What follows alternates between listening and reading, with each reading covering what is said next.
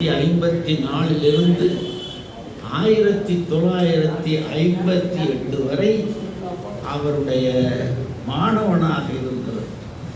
அவரிடம் இலக்கணம் பயின்றவன், அவரிடம் இலக்கியம் கற்றவன், அவரிடம் எல்லாம் தெரிந்தவன்.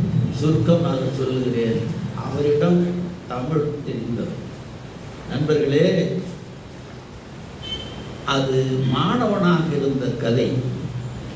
நான் உங்களைப் போல வல்லம் உயர்நிலைப் பள்ளியில் அங்குதான் படித்தேன், அங்குதான் தமிழாசிரியராக பணியாற்றினேன். எங்கள் ஊர் ராவுசாப்பட்டி என்கிற குக்கிராமம். அந்த காலத்தில் எங்கள் ஊரிலிருந்து வல்லத்திற்கு ஒரு 6 ஆண்டு காலம் காலில் காலணி கூட வாங்கி போட வசதி இல்லாத குடும்பத்தை சேர்ந்த நான் நடந்தே போய் தமிழ் பயின்றேன்.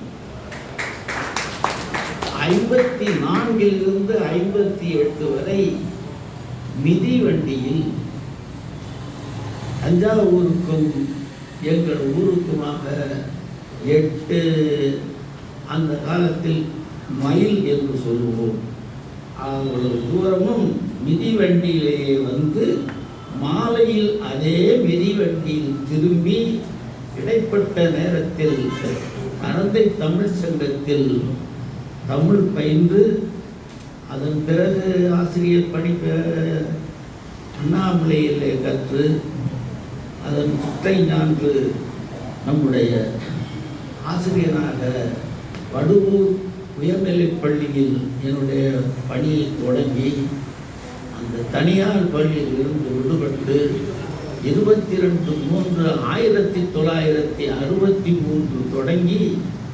1996 வரையில்